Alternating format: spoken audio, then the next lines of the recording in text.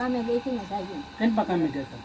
દવાખાનામાં પોતું મારવા. દવાખાને પોતું મારવા જાવ? 100 રૂપિયા દઈ આખા દીના 100 રૂપિયા? તે હું ત્યાં ગઈ કે હાલી નાલી પછી ઈવડો ઈ ભાઈ આવ્યો ને તે ઈ કે બીજા માન રાખ્યા છે ને તો બપોર સુધી રહ્યો તો તમને 150 રૂપિયા આપશું કે હું મને કે મોડી ગઈ હતી જવું મારા દીકરા આવ્યો. બરાબર. પગ ભાંગી ગયો. આ તમારા દીકરા છે એમ ને? પગ ભાંગી ગયો. એને કઈ રીતે પગ ભાંગી ગયો? એને ઈ ઓલી નિહાલમાં રમત રમાડે ને હા, હા. તે ફૂટબોલના ઓલામાં જાતો હતો તે હાલવા ગયો ને આમ સ્કૂટર લેવા આવડું આ લઈને જાતો હતો તે રિક્ષાવાળાએ પસાડી દીધો અરે અરે. તે પગ ભાંગી ગયો. ફ્રેક્ચર આવેલા છે. અને તમને અને બેન તમને આજુબાજુમાંથી કોણ કોણ મદદ કરે છે? કોઈ નહીં. કોઈ મદદ નથી કરતું? બરાબર. તો તમારા ભાઈ ભાભુ ડેરિયા જેઠિયા કોઈ મદદ નથી કરતું? મારે એક ગીતાબેન કરીને મારા ભાભી થાય ને એને મને દીધા હતા અને દવાખાને લઈ ગયો ને ત્યારે એને પૈસા આપ્યા હતા. એની પાસે નહોતા એને કોઈ બીજાની પાસેથી લઈને મારા ભાઈ છે ને એ ભાભી આવ્યા હતા લઈને તો તમે ઘર ગુજરાન કઈ છે?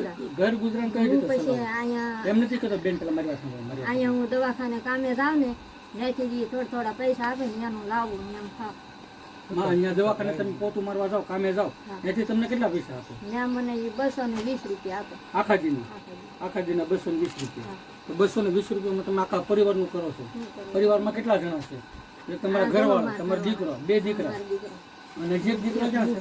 એક દીકરો તો જેલમાં છે એ નથી. એને શું થયું?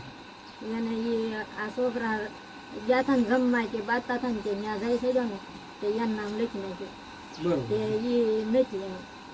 તો દર્શક મિત્રો, અત્યારે આપણે હાલ પારુલ સોસાયટીમાં આવેલા છીએ. કેટલાય વર્ષોથી નથી સાહેબ, કેટલાય વર્ષોથી ગયા, 4-5 વર્ષ થઈ ગયા, તમારા છોકરાને જેલમાં લઈ ગયા? 7-8 વર્ષ થઈ ગયા. કોઈ નથી સમજતું, કોઈ નથી થઈ ગયા. મારા 2-3 જણાને એવું બધા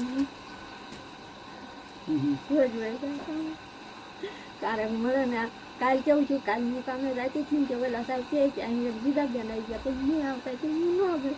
પછી આજ કાલ પાસે હાજર જઈને તે ફોન કર્યો કે ફોન ઉપાડે નહીં.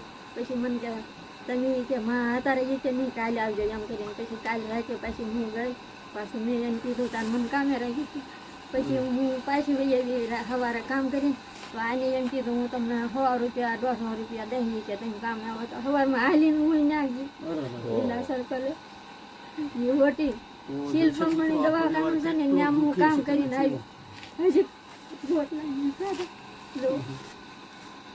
આ સવારમાં ભરીને પાનનું હતું ને એ આને હાટું મૂકી દે બાપ દીકરાને હાટું 3 રોટલી છે, 2 ની 2 રોટલી, 4 રોટલી છે. મૂકી દે. પછી બીજું શું ખાવાનું? એને રોટલી ને બીજું શું ખાવાનું? એને સાસ ની બનવાનું. મિત્રો, આ પરિવાર ખૂબ જ દુઃખી છે. આ પરિવારને દહીંની કઢી કે ભીંડાની છાશની કઢી કરી નાખી. મિત્રો, આ પરિવાર હકીકતમાં ખૂબ જ દુઃખી છે. અને બેન શું બોલે છે ને એ એને ખુદને ખબર નથી, કારણ કે બેન બોલવાનું શરૂ કરે તો કોણ બોલે એ ખબર નથી. અને એમના ઘરવાળા છે, એમના ઘરવાળા અહીંયા બેઠા છે. જુઓ તમે, એના ઘરવાળા અહીં બેઠા છે. એમને એટક આવી ગયેલો છે, પેરાલાઇસનો હુમલો આવી ગયેલો છે અને હાલી ચાલી નથી એકતા. એ પણ એમાં બેઠા છે. અને પરિસ્થિતિ કેવી છે તમને દેખાડે. દાદાને પૂછો તો પરિસ્થિતિ કેવી રીતની છે, શું કહે છે? દાદા, તમને શું તકલીફ છે અત્યારે? હૃદય પોળું પડે છે. અત્યારે તમે કામ નથી કરી શકતા ને? અને આ ભાઈના પગમાંથી હાડકા 2 નોખા થઈ ગયા છે, એટલે ભાઈ અત્યારે કઈ કામ નથી કરી શકતા. આખા પરિવારનું ગુજરાન માજી અત્યારે એકલા જાય છે. રોજના 200 રૂપિયા આવે, એમાંથી આ 3 નું ગુજરાન હાલે છે.